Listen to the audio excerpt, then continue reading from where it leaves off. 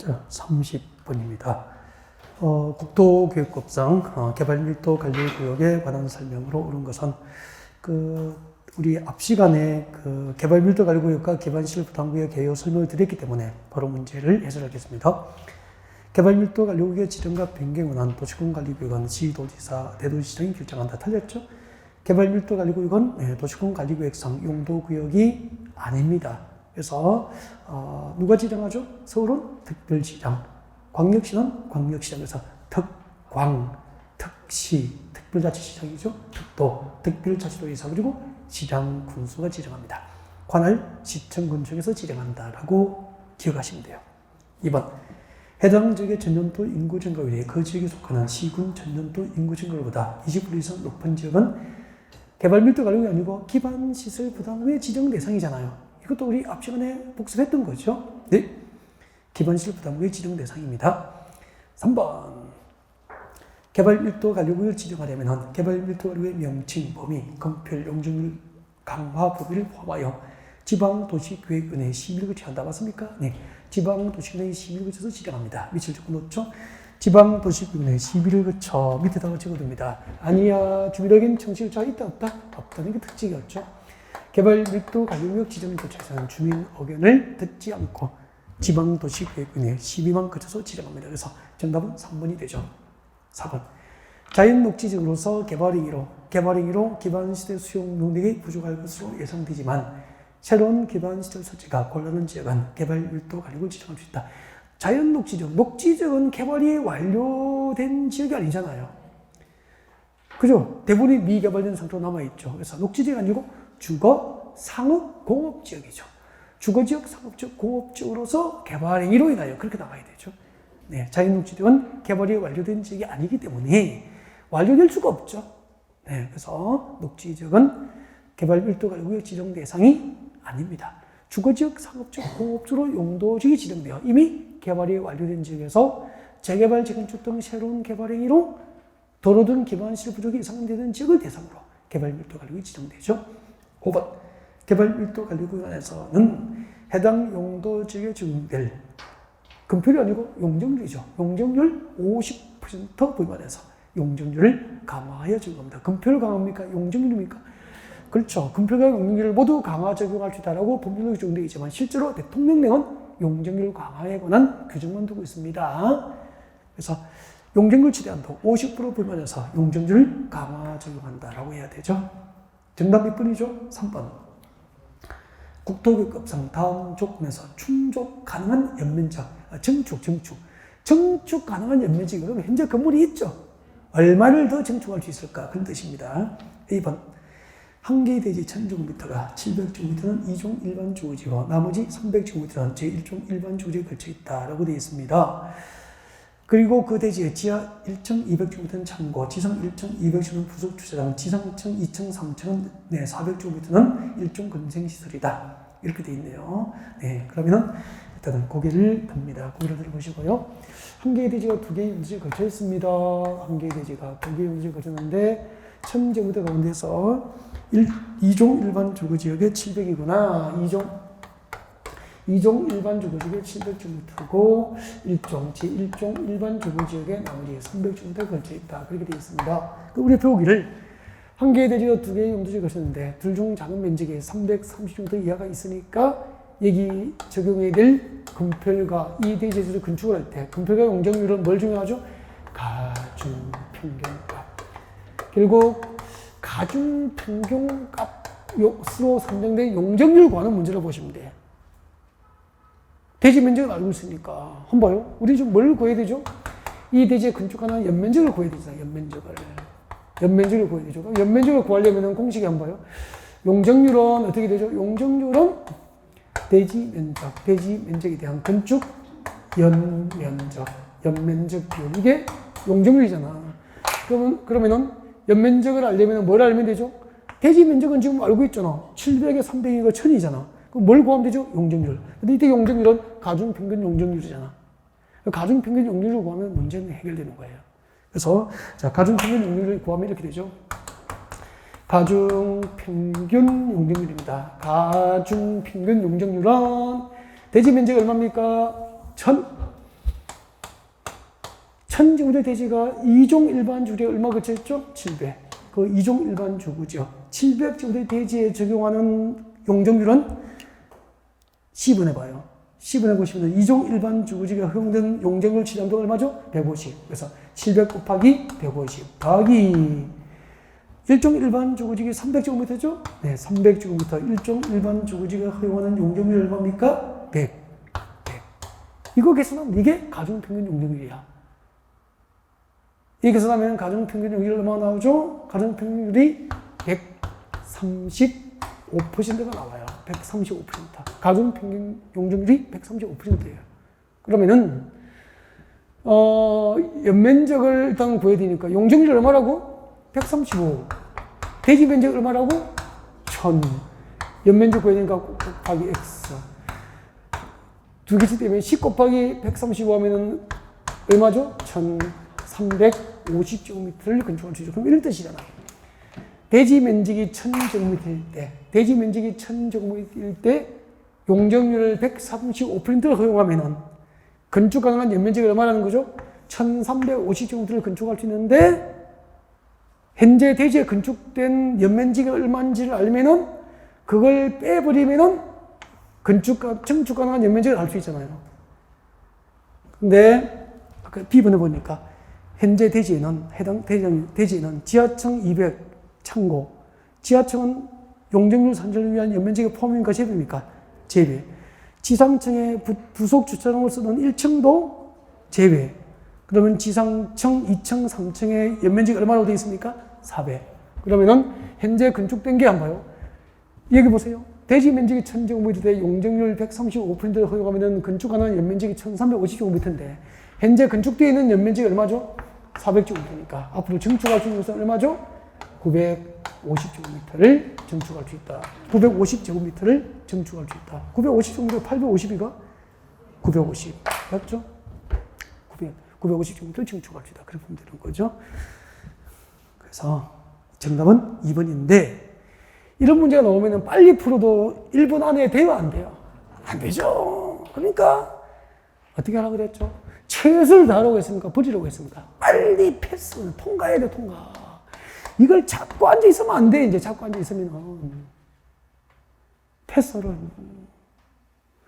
지나가 버려요. 다 웃으면서 지나가 버려야지. 이걸 잡고 이제 최선을 다하다 떨어지는 거예요. 모든 문제에 최선을 다해야 됩니까? 버려야 됩니까? 버릴 줄 알아야 돼요, 공법은. 진짜 이거 버려야 돼. 난 수학과, 버려. 수학과도 좀 오래 걸려요, 이거 열심히 생각하면. 계산은 잘하지만 내용은 수학이 아니잖아. 이론을 이해하는 거니까. 그래서 나중에 다 지나갔다가 남는 시간에 하라 그랬죠? 그 여유가 있으면 다 풀린다니까. 오케이. 32번. 국토교육법상 주민의 의견을 들여야 하는 절차에 관한 규정을 두고 있지 않은 것은 4번이죠. 개발 밀도가 가지고 있는 주민 의견 청취 절차가 없죠. 광역도시계획 수립할 때 공청회 개최를 통해서 주민의 의견을 듣죠. 시범도시 지정도 주민 의견 청취 규정이 있습니다. 그럼 시범도시 지정할 때 주민 의견 청취는 있는지 기본서 확인해 보는 게 좋죠. 이것도 기본서 저 앞에 있습니까? 저 뒤에 있습니까? 저 끝에. 저 끝에 있어. 나중에 확인해요. 네. 넘어갑니다. 33번 오세요.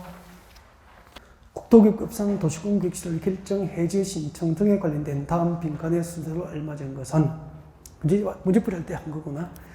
도시군 계획시설 결정고시보다 빨리 지고요. 10년 내에 사업이 시행되지 않고 실효 시기까지 집행계획이 없을 경우 그 부지로 되어 있는 토지 소유자는 도시군관리계 입안권자에게 입안권을 줄 거예요.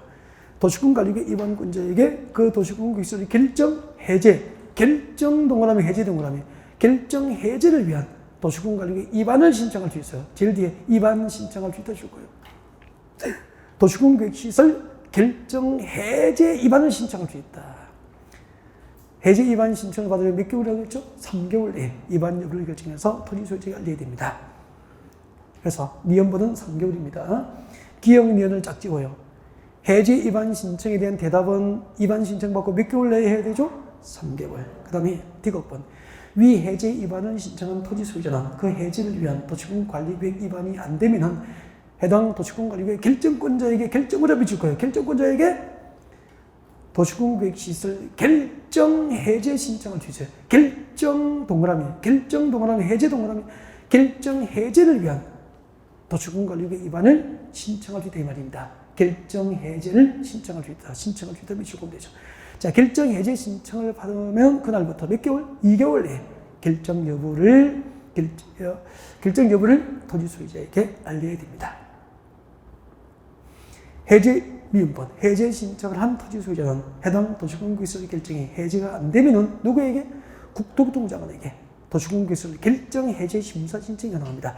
결정 동그라미 해제 동그라미 심사 동그라미 신청 동그라미 결정 해제 심사를 신청할 수 있다. 고개 들어요. 이건 했어요, 안 했어요? 했죠. 연습했던 거죠, 문제 풀 때. 고개 드시고요. 여기 봐요. 도로 집중. 갑거리의 토지가 있었다. 그림 많이 봤잖아.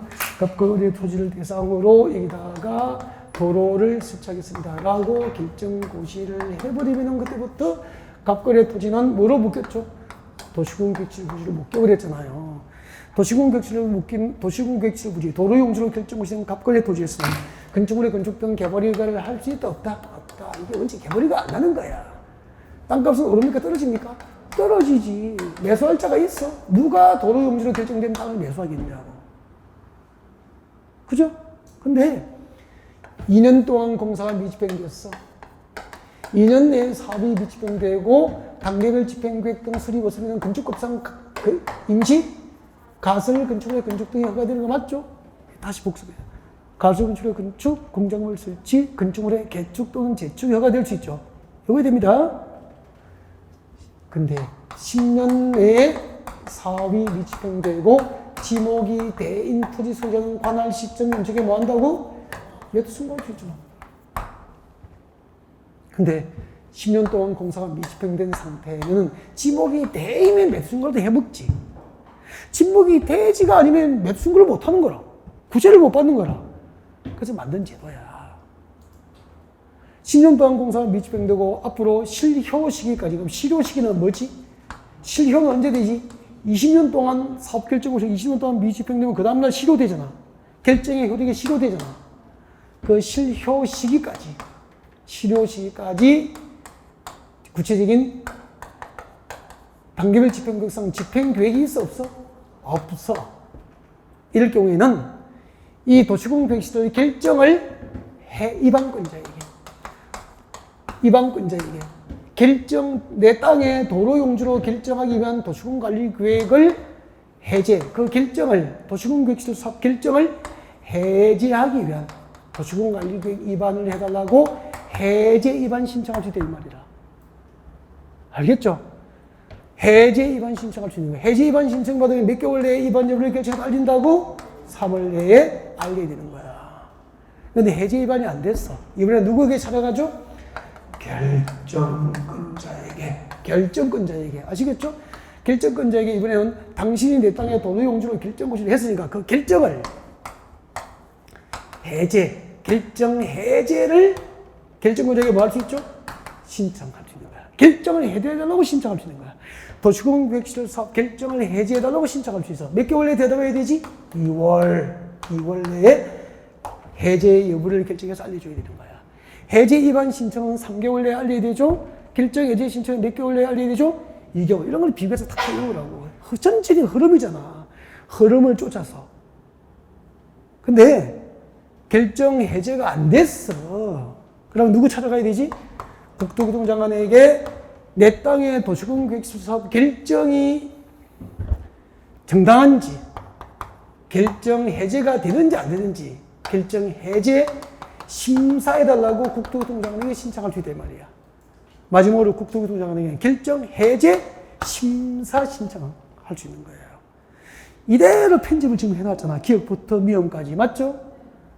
근데 이것만 딱 제가 답을 가르쳐 드리면 봐요. 이게 어디서 나온 건지 모르잖아. 그러니까 전체 속에서 보는 게 제도를 보는 거다 이 말이에요. 그러니까 이 부분만 외워두면 또 답을 못 찾는 거야.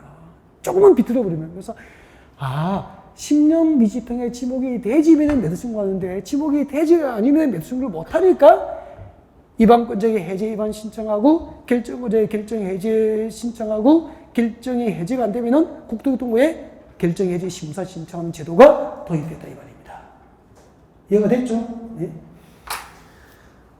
1번이 답이에요. 도토리 보니까 백성 도움이 돼요, 안 돼요? 많이 되죠. 복사, 이 자료 구해가 복사하면 실력이 복사될 것 같죠? 턱도 없는 소리 하지 마라. 이런 게 쌓여서 그 귀한 이제 합격적으로 가는 거예요. 이렇게 해서. 문제만 구해서 복사해야지. 복사를 해도 답만 체크하세요. 아니야. 제도 속에서 이해하고 외워야 돼.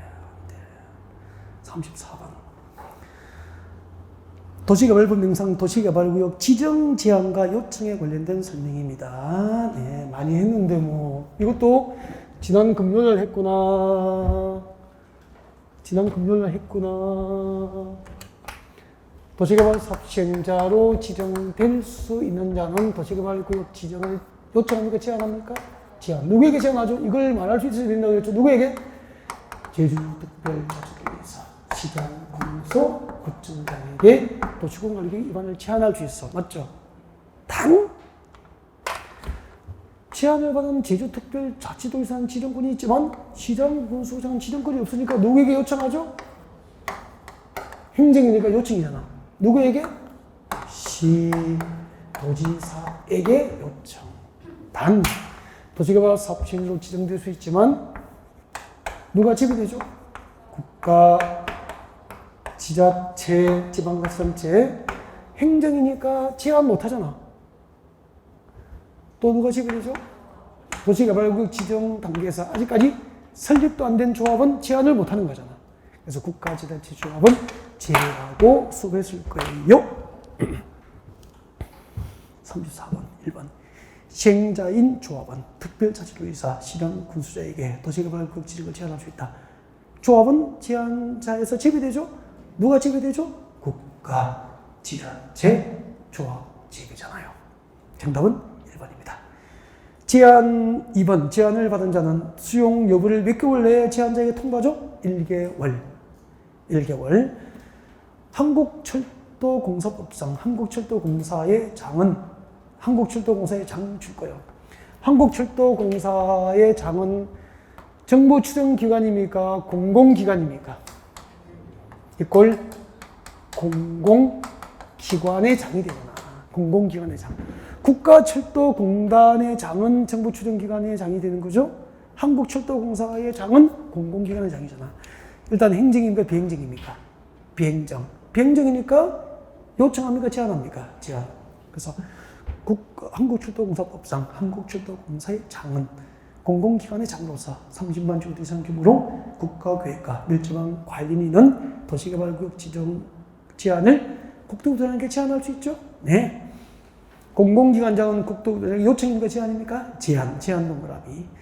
관계중앙행정기관장은 중앙행정부의 장관이죠. 밑에 이꼴 장관. 장관이니까 행정, 비행정, 행정. 행정이니까 국장에게 저 뒤에 제한입니까? 요청입니까? 요청. 그 다음에 시장, 군수구청장 줄 거예요. 행정, 비행정, 행정. 시도지사도 행정이죠? 행정이니까 시도지사에게 제한입니까? 요청입니까? 요청. 4번, 5번 비교해서 이거야 되는 거 아닌가? 관계중앙행정기관장은 누구에게 요청하죠? 국장에게 요청하고. 시장, 군수구청장은 누구에게 요청하죠? 시도지사에게 요청. 딱 비교해서 이거면 되죠. 35번. 개발계획이죠. 개발계획. 잠깐만요. 도시개발 사업의 절차.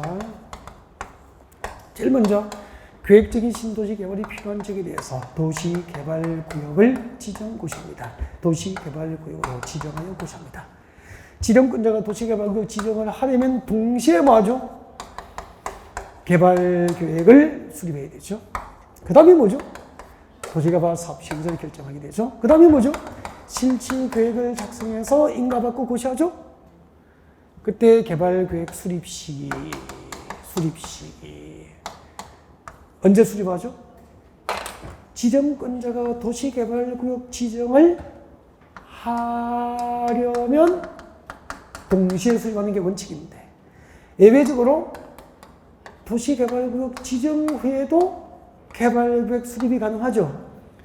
개발구역을 공모했거나 자연녹지지역과 생산녹지지역과 도시적인 외지역이거나 혁신도시건설지역이거나 전체 도시개발구역 안에 주상공 면적합계가 전체 구역 면적의 100분의 30 이하가 되는 지역은 구역 지정 후 개발구역 수립이 가능한 거 맞죠? 개발구역은 어디에 맞아야 되죠?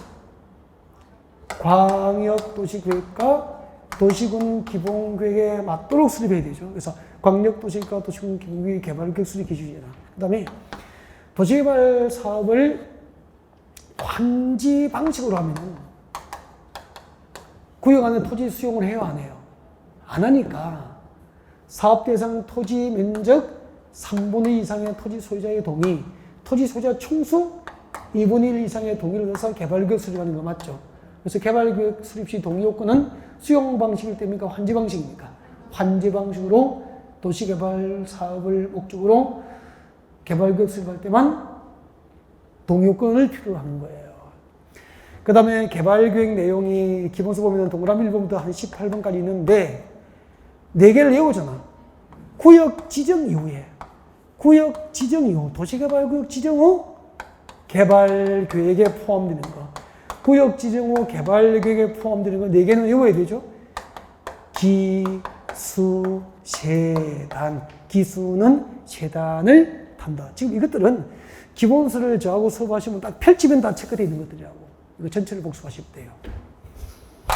문제 보겠습니다. 35번.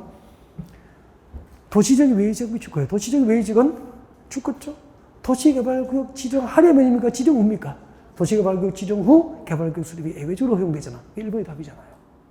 이런 건 틀리면 안 되죠, 이제. 많이 했잖아. 문제 풀이할 때 뭐죠? 네. 그 다음에 수용 방식 아니고 뭐죠? 환지 방식. 환지 방식으로 시행을 위한 개발구역 수립할 때는 면적 3분의 2, 총수 2분의 2 이상의 토지 소유자의 동의를 요합니다. 그리고 이때 위 2번의 토지 면적 산정에는 국공유지 면적 제외입니까? 포함입니까? 포함돼. 단 그때 국공유지 관리청의 동의를 받은 다음 사유토지 소유자의 동의를 받는 게 아니고 바꾸어졌잖아. 사유토지 소유자의 동의를 얻고 사유토지 소유자의 동의만으로 동의 요건에 미달되면은 나중에 국공유지 관리청의 동의를 얻는 거예요. 기억납니까? 사유토지 소유자의 동의 후 동의 요건에 미달될 때 네, 국공유지 관리청의 동의를 나중에 얻게 됩니다. 순서가 바뀐 거예요. 도시개발 사업 진행 방식이 줄 거예요. 선택죠. 도시개발 사업 진행 방식은 줄 거예요. 도시개발구역 지정 후 개발계획에 포함해야 한다.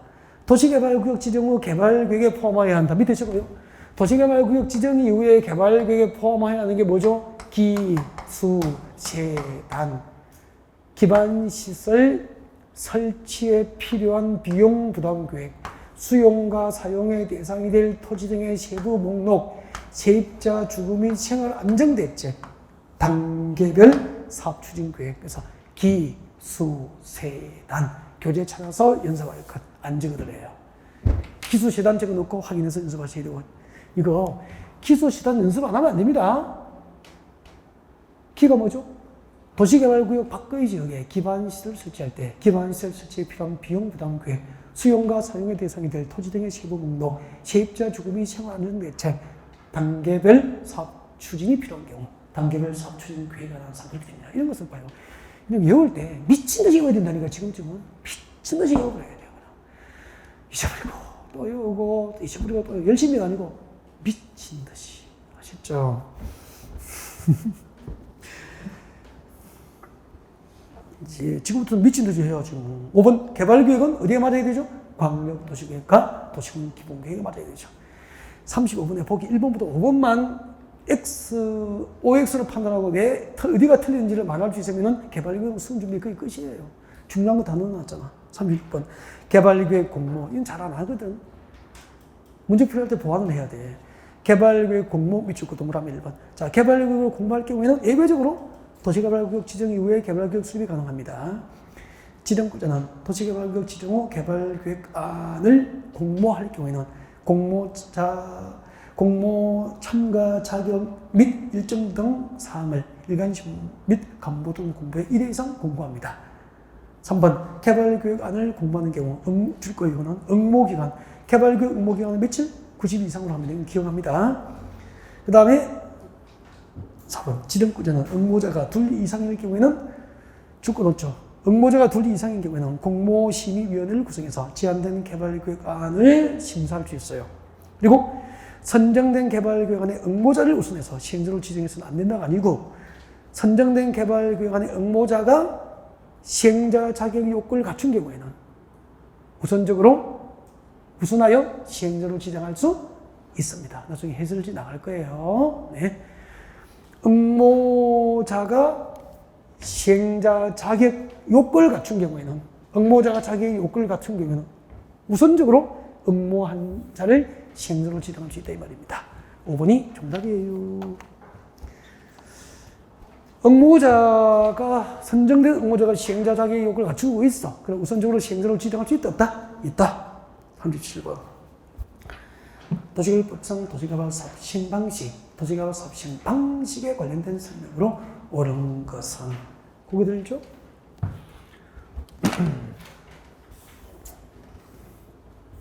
집중. 힘든 척 하기 없기.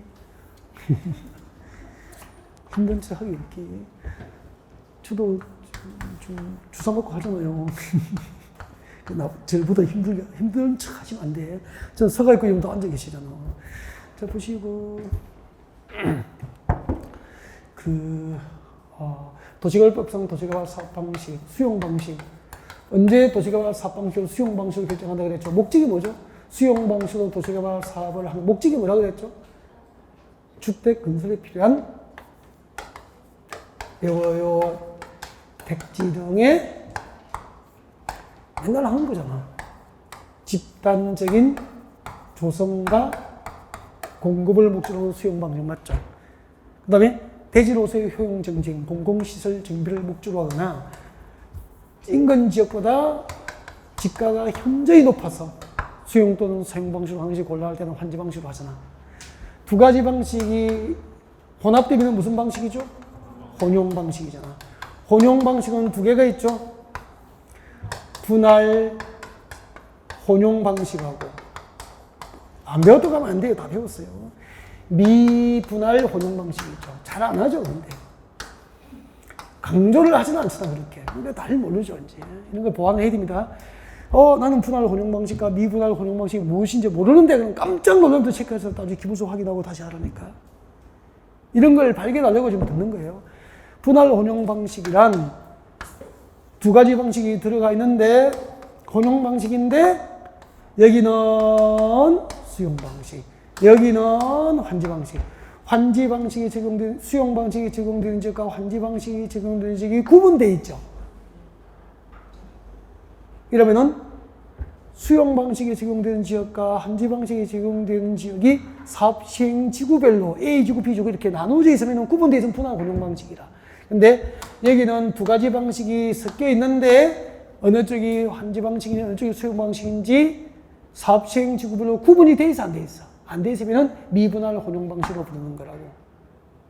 이걸 두 번 시험을 설명하지 않는단 말이에요. 이런 것은 가끔 설명할 뿐이죠. 그리고 이제 용어 정의할 때 들어있는데 늦게 오니까 안 듣고 이제 나중에 안 배운 거 나오고 막 그런단 말이에요. 이럴 때 보완하시면 돼 이제. 알겠죠? 네. 그리고 잠깐만 이 동네에 잠깐 얘기 봐요. 이 동네에서 신도시 개발을 하면은 이 동네 투자자하고 원주민 입장에서는 무엇이 유리하다고 그랬죠? 수용 방식이 유리합니까? 환지 방식이 유리합니까? 빨리 환지 방식이 유리하다고 그랬잖아. 평당 5만 원짜리 농지가 신도시로 개발되어 가지고 평당 500만 원짜리로 땅값이 올라서 환지 받잖아. 근데 환지 방식에서 혼용 방식으로 바꾸면은 난리 나죠? 일부는 수용당하니까. 이렇게 변경할 수 있어? 없어? 없다 그랬잖아. 환지 방식을 전부 수용 방식으로 바꾸면 돼요? 안 돼요? 전부 수용 방식으로 하면 난리 나지. 이런 방식을 못 바꾸는 거야. 반대로 혼용 방식을 전부 환지, 수용 방식을 전부 환지로 사업 방식 변경할 수 있죠. 유리한 방식으로의 변경은 가능하고 불리한 방식으로의 변경은 안 된다고 그랬죠. 그것만 이해하면 이 문제는 끝난 거야. 수험 준비가. 보세요. 37번. 계획적이고 체계적인 지구도 줄 거예요. 도시개발 등 집단적인 조성과 공급. 이게 목적이면 뭐죠?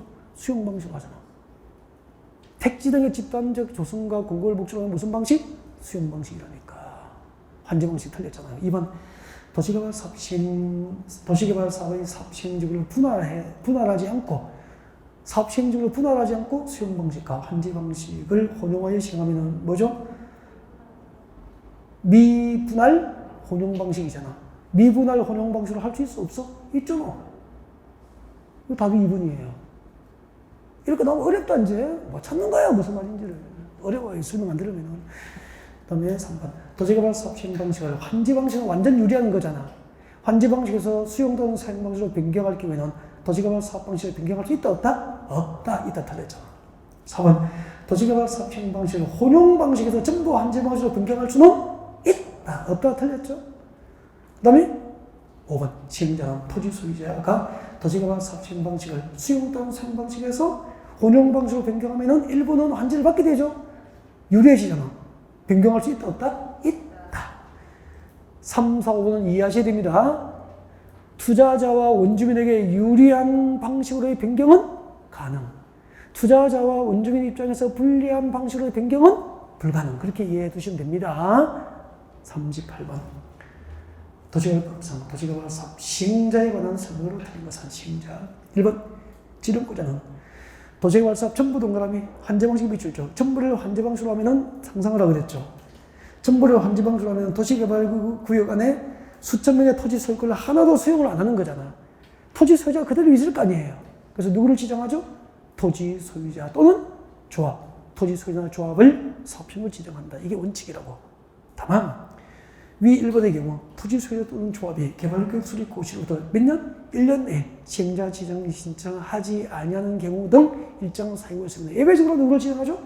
지방, 자치단체 등을 지정할 수 있죠. 1번 원칙, 2번 예외. 3번 국가철도공단법상 국가철도공단 미칠 거예요. 국가철도공단 미칠 거예요. 국가철도공단은 공공기관입니까? 정부 출연기관입니까? 정부 출연기관. 그러면 정부 출연기관은 공공입니까? 민간입니까? 민간이니까 제한할 수 있고, 이 국가철도공단은 모든 도시개발 사업의 사업시행자로 지정될 수가 없죠. 어디에 하나 한다 그랬죠? 역세권 개발 사업에 하나요? 사업시행을 지정될 수 있죠. 동영에서 가르쳐 드린 거죠. 네? 그래서 3번 국가철도공단법상 국가철도공단은 역세권 개발 사업을 시행하는 경우에만 사업시행으로 지정될 수 있어요. 맞죠? 네. 한국철도공사는 모든 도시개발 사업시행으로 지정될 수 있지만 국가철도공단은 정부 출연기관으로서 네.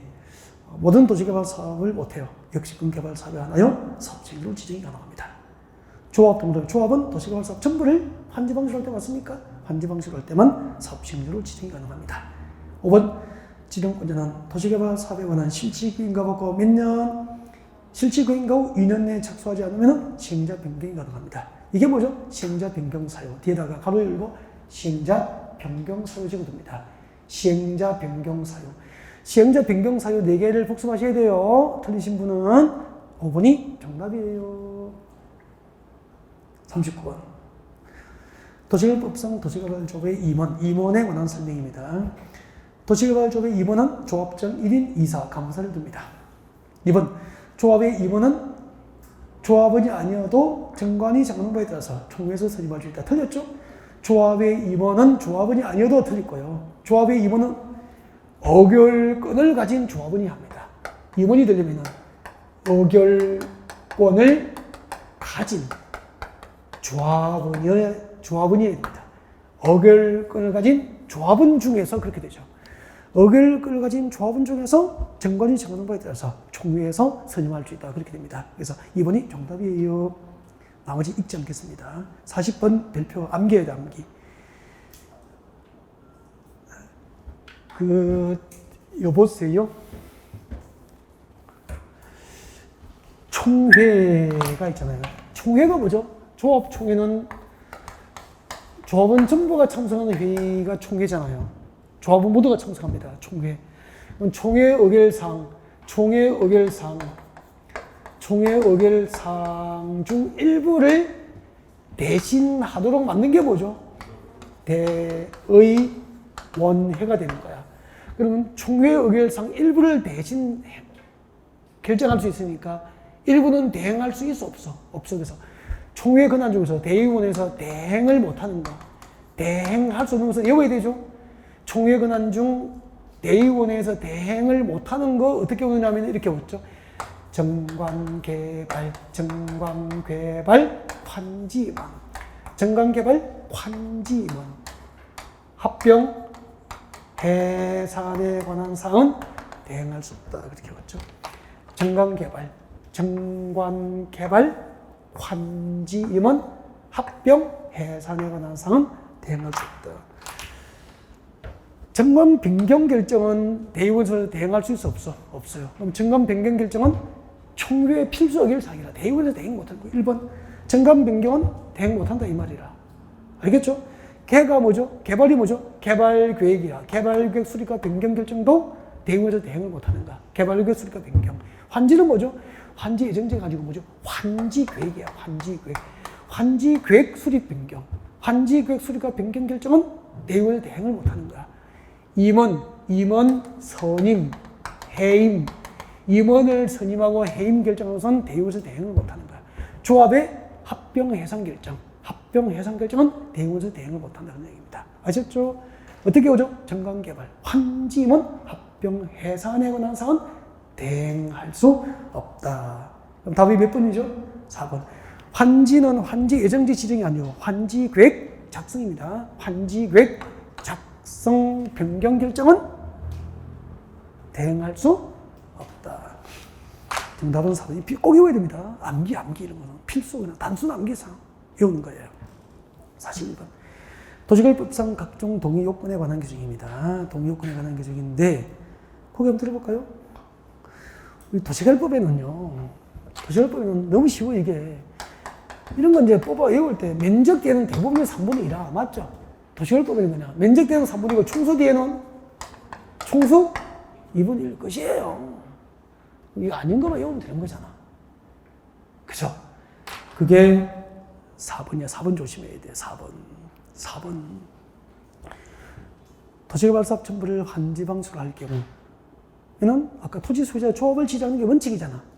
예외적으로 지방자치단체 등을 지정할 수 있죠. 여기는 도시개발구역의 토지 면적, 동그라미 면적 뒤에 얼마죠? 2분의 1 이상이야. 토지 소유자 총수 동그라미 총수 뒤에도 얼마죠? 2분의 1 이상이라. 그리고 여기 또 조심해야 될 거. 여기는 대부분 면적 계산할 때 3분의 2잖아. 토지 면적 3분의 2 할 때 그때 면적 계산은 국공지면이 다 포함돼. 면적 뒤에 숫자가 3분의 2 요건일 때는 국공지 면적이 포함된다고. 근데 여기는 국공지 면적이 제외돼. 알겠죠? 제외되는 게 여기 한 곳 외우면 돼. 4번 별표해둬요. 도시개발법에서 면적 뒤에 전부 3분의 2잖아. 총수 뒤에는 2분의 1이잖아. 면적 뒤에 2분의 1은 여기 4번이야. 그리고 이 면적 2분의 1, 면적 앞에 면적 뒤에 2분의 1 요건일 때는 국공지 면적 포함입니까? 제외입니까? 제외. 알고 있어야 됩니다. 이런 것도 마지막 점검까지 다시 봐야 된다니까. 지금 봐도요. 복습 안 하면은 시험 지금 며칠 전에 다시 안 보면 헛방이라니까. 며칠 전에 다시 보는 자료를 오늘 확보한다 생각하시면 돼. 42번. 토지 상환 채권이요. 뭐. 외우면 되는 거죠. 도시개발법상 토지 상환 채권 발행에 관한 설명입니다. 틀린 것. 1번. 발행 규모 제한을 받죠? 네. 채권으로 상환할 토지나 건축물의 분양 대상 토지나 건축물 면적이 얼마를 초과할 수 없죠? 2분의 1을 초과할 수 없다. 이율. 토지 상환 채권의 이율은 발행 당시 은행의 예금금리와 부동산 수급상을 고려해서 줄 거죠? 누가 정합니까? 발행자가 정합니다. 도시공급 객실 채권은 1년 만기 정기 예금금리의 평균 이상으로 조례로 정하고 도시개발 토지 상환 채권은 이율을 누가 정하죠? 발행자가 정합니다. 비교해서 외우십시오. 그리고 채권은 전자등록 발행하거나 무기명 증권을 발행한다. 틀렸죠? 채권은 토지상환채권은 김용식 증권이잖아. 그렇죠? 전자등록 발행하거나 무기명 증권으로 발행하는 것은 뭐죠? 도시개발채권이죠. 도시개발채권 발행 방법이죠. 도시개발채권 발행 방법이죠. 도시개발채권 발행 방법이 됩니다. 읽지 않겠습니다. 43번 선수금 수취 조건입니다. 선수금. 수용 방식으로 도시개발이 끝나면은 여기요. 잠깐만요.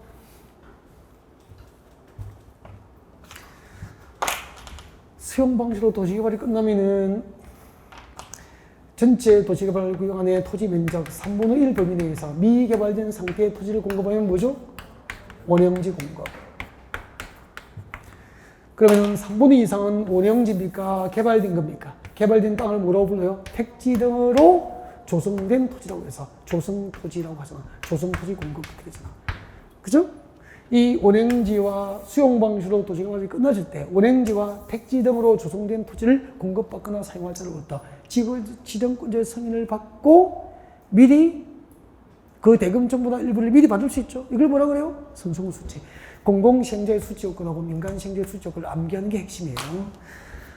그래서 43번의 1번. 시행자는 조성토지 등을 원행지로 공급하거나 이용하려는 자로부터 해당 대금의 전부나 일부를 미리 받을 수 있다. OX? O. 받을 때는 지정권자의 승인을 요하죠. 지정권자의 승인 대상이야 이게. 지정권자의 승인을 받아야 됩니다. 그리고 2번, 3번 묶어요. 이게 공공시행자의 수치 요건이거든. 공공시행자가 선수금을 수취할 수 있는 요건이야. 공공시행자가 선수금을 받을 때는 개발구역 수립 것이고 사업시행 토지 면적 100분의 10 이상의 토지 소유권을 확보해야 됩니다. 공공시행자가 선수금을 받으려면 사업시행 토지 면적 10% 이상에 대한 토지 소유권을 확보하고 그 다음에 3번 혹시 실질구역 인가전 선수금을 받을 경우에는 줄 것죠. 기반시설 투자계획이 구체화된 경우에만 받을 수 있어요. 2번, 3번 안 씻다. 공공시행자 수취조건입니다. 4번, 5번 외우면 되죠 뭐. 민간시행자의 수취조건이에요. 4번 민간시행자 선수를 받을 때는 실질구역 인가를 받은 후 공급하려는 토지에 대해서 줄 것죠. 토지에 대한 소유권은 확보하고 저당권은 말소해야 되고 그리고 5번 도시개발사 공사 진천율이 얼마 이상 진행되어야 되죠? 100분의 10. 민간시행자 선수를 받기 위해서는 도시개발사 공사 진천율이 100분의 10 이상. 이게 동행 2회선가 1회선가 나왔어 아무튼. 이건 이것뿐이 없어. 다른 건 뭐 늘 갖다 올 수밖에 없어. 이거 가지고 문제 낼 수밖에 없어. 한 문제 잘 풀면 되는 거죠. 44번 수용 방식의 공사 완료, 조성토지 공급 방법. 조성토지 공급 방법이 다른 하나는 조성토지 공급 방법 밑줄 긋고 위에 빈칸에 위에 빈 공간이 많죠? 조성토지 공급 방법을 밑줄 긋고 위에 공간이 있네. 저거요. 원칙이 뭐죠? 수용 방식으로 조성된 토지를 건설사에 공급해야 되잖아. 원칙은 뭐죠? 경쟁 입찰, 경쟁 입찰. 수용 방식으로 조성된 토지를 공급할 때는 경쟁 입찰 방법으로 공급하는 게 원칙인데 특례가 있죠. 특례 두 개가 한 개가 뭐죠? 추첨 방법, 추첨 방법. 나머지가 뭐죠? 수의, 계약, 수의 계약. 추첨 방법 3개를 외우는 거 맞습니까? 네. 3개를 외워야 돼. 국민주택 규모 이하인 주택 건설 용지, 335도 이하인 단독주택 용지와 공장 용지, 공공택지 3개. 다시 추첨 방식으로 할 수 있는 3개가 뭐라고요? 335도 이하인 단독주택 용지, 335도 이하인 단독주택 용지, 공공택지, 국민주택 규모 이하인 주택 건설 용지 3개라니까. 외워요. 적으려고 열심히 하지 말고 책 차에서 외워야 되지. 할 때보다 적는데 못 외우면 안 되죠. 그래서 4번이 답이에요. 330도 이하인 단독주택 용지와 공장 용지. 이건 추첨이죠. 그리고 이제 공공택지. 그리고 국민주택 규모 이하인 주택건설 용지. 그렇게写해야 되는 거예요. 나머지는 전부 뭐죠? 자동으로 수익이야. 그래서 추첨 방법 3개를 꼭 외워야 돼요. 안 외운 것은 뭐죠? 수의계약으로 공급할 수 있다라고 문제를 풀어야 되거든. 아셨죠? 45번. 도시개발법상 지정권자의 승인 대상을 모두 묶어야 됩니다. 도시개발법에서 지정권자의 승인을 받아야 하는 거. 원형지 공급 맞아요?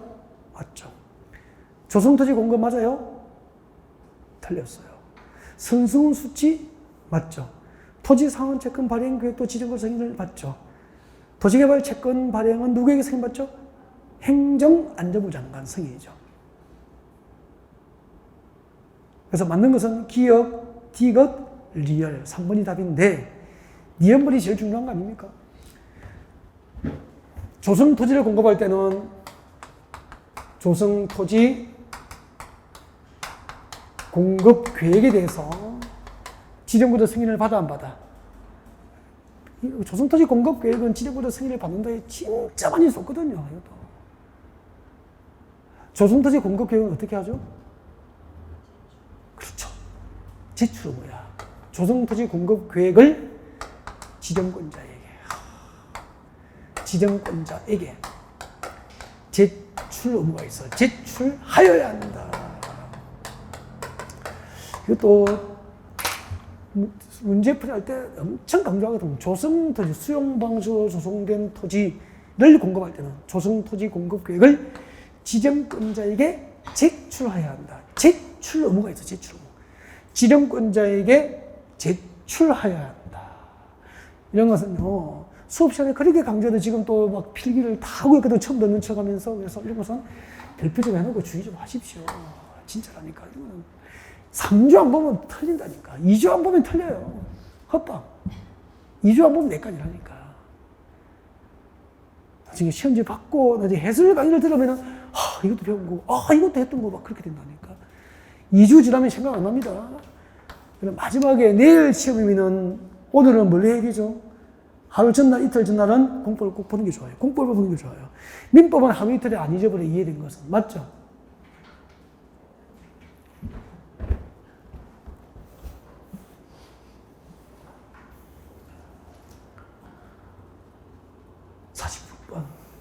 도시개발법상 환지계획에 관한 설명으로 옳은 것은 1번 시행자는 도시개발국 지정을 위한 주민 의견 청취를 위하여 공람 또는 공청에게 제공한 상을 공관하게 줄까요? 밑을 쭉 보세요. 도시개발구역 지정을 위한 주민 의견을 청취하기 위해서 공람 또는 공청에게 제공한 상을 공고한 날 줄 거예요. 정확하게 줄 것입니까? 이게 뭐죠? 환지 지정을 제한하는 기준이잖아요, 기준. 환지 지정을 제한하고 금전 청산해야 될 기준이죠, 기준. 환지 지정을 제한하는 기준이야. 도시개발법상 환지 지정을 제한하는 기준이야. 그러면은 여기요. 이해를 좀 해야 되니까 잠깐 어려워요. 잠깐. 이게 정비법에도 나온단 말이야. 도시개발법과 정비법 이해가 똑같아. 한번 봐요. 여기다가 여기 도시개발 사업을 하면은 수용 방식이 유리합니까? 환지 방식이 투자자와 운전에게 유리합니까? 환지 방식이 유리하잖아. 그러면 봐요. 환지 방식으로 신도시 개발하면 정보만 얻으면은 어쩌노? 이게 땅 사두면은 평당 5만 원 주고 샀던 농지가 평당 300만 원짜리 택지로 개발돼서 환지로 돌아오잖아. 다 대박이야. 그렇게 투기를 할 수 없도록 해야 되겠죠. 그래서 환지 방식의 도시개발 사업 절차에서 환지 지정을 제한하는 기준이 있어. 만약에 이 동네에다가 도시개발구역 지정하겠다고 주민의 의견을 듣기 위해서 공람 또는 공청회 개최를 하겠다고 주민 의견 청취를 위한 공람 또는 공청회 개최를 하겠다고 이 동네 도시개발구역 지정을 위한 주민 여러분의 의견을 듣기 위해서 공람 또는 공청회 개최를 하겠다고 공고를 해버리면 정보가 공개되잖아. 그럼 그 다음부터 투기꾼이 몰려올 거 아니야. 그래서 이걸 환지 지정을 제한하는 기준일이야. 환지 지정을 제한하는 기준일이야. 이 기준일에 다음 날부터 이제 기억이 날 거예요. 기준일의 다음 날부터 한 필지의 토지가 수개의 필지로 분할된 땅을 취득하면은 환지 줍니까? 환지 지정이 제한됩니까? 환지 지정을 제한하고 그 권리는 금전 청산에서 요소내는 거야. 기억나죠? 이제 다 배운 거. 다가구 주택을 뭐로 전환한다 그랬죠? 다세대 주택으로 전환을 하면은 다시는 공동주택과 구분 소유에서 소유자를 늘릴 거 아니까. 환지 줍니까? 환지 지정이 제한됩니까? 제한하고 전부 권리는 현금 청산하는 거야. 동일인 소유의 대지와 구분이니까 토지 소유자는 하나잖아. 한 명의 조합이잖아. 근데 그 다음날부터 땅 따로 건물 따로 분리해서 각각 소유하여 소유자를 늘리거나 나대지에다가 구분 소유가 가능한 공동주택 등을 건설해서 소유자를 늘린 경우에는 전부 환지 지정을 제한하고 그 권리를 금전 청산한다 이 말입니다. 뭘 외워야 되냐면은 이제 이해가 됐죠? 도시개발구역 지정을 위한 도시개발법상 환지방식의 사업절차에서 환지 지정을 제한하는 기준이 언제죠? 도시개발구역 지정을 위한 주민의견 청취를 하기 위해서 공람 또는 공청회 개최를 하겠다고 공고한 날이야. 주민의견 청취를 위한 공람 또는 공청회 개최를 공고한 날을 환지 지정을 제한하는 기준으로 하고 그 기준의 다음 날부터 넷 중 한 개에 해당하면 환지 지정이 제한되는 거예요. 이해가 됐죠? 다 배웠던 거예요. 근데 이런 거 잊어버리면 혼자는 복기가 잘 안 돼요. 들어줘야 된단 말이야. 그래서 한번 봐요. 46번 1번. 시행자는 도시개발구역 지정을 위한 주민의 의견을 청취하기 위해서 공람 또는 공청회 개최를 하겠다고 공고한 날이 기준이잖아. 그 기준의 다음 날 동그라미, 다음 날부터 다가구 주택이 다시대주로 전환되면 환지 지정을 제한할 수 있죠. 설명 듣고 보니까 어려워요, 쉬워요? 쉬운 건데. 이런 게 이제 설명을 안 듣고 2주 지나면 캄캄해진다니까. 이상하게 문제가 나왔다고 그러고 막 그래요, 나와서. 1번이 답이에요. 2번, 환지로 지정된 토지나 건축물을 금전 청산 줄 거요. 환지로 지정된 땅과 건물을 환지 안 주고 금전 청산하는 내용으로 환지구역을 변경하는 변경인가를 받아 안 받아? 안 받아. 문제집에 했었다. 동행에서도 했어. 3번. 환지구역은 종전토지와 환지, 이것도 했어. 환지구역은 종전토지와 동그라미예요. 면적, 이용, 상황, 환경. 이 세 개와 기타 사항을 종합적으로 고려하면 관리 청계 기준이라고 그랬죠. 아이, 했잖아. 동행에서도. 환지계획 작성 기준은 종전토지와 환지될 토지의 무엇이 같아야 됩니까? 위치, 지목, 면적, 토질, 수리, 이용, 상황, 환경. 위지, 면, 토수리, 환. 이 7개를 종합적으로 고려하는 게 환지계획 작성 기준이잖아. 그 중에서 면적, 이용, 상황, 환경. 이 세 가지와 기타 사항을 종합적으로 고려하면 환지계획 작성 기준이 아니고 정비법상 관리, 처분, 계획, 기준이 되어버린 거야. 좀, 이것도 동행에서 했고. 저 말 믿으세요. 새로운 문제가 여러분의 운명을 결정하는 게 아니고 같이 풀었던 문제가 여러분의 운명을 결정합니다. 지금부터는요. 같이 풀었던 걸 복습하지 않으면 학교에서 자꾸 멀어집니다. 좋은 프린터가 없을까? 좋은 자료가 없을까? 어디 구할까? 라고 하는 생각하는 순간 이상한 길로 가는 거죠. 끊임없이 새로운 자료들이 여러분을 유혹할 거예요. 방목 자료가 유혹도 하고 에듀윌 자료도 친구하고 독서에도 주고 싶어 하니까 받고 싶고 막 유혹할 거예요. 자료를 받는 순간 나도 생각하시면 됩니다. 그게 그 문제입니다.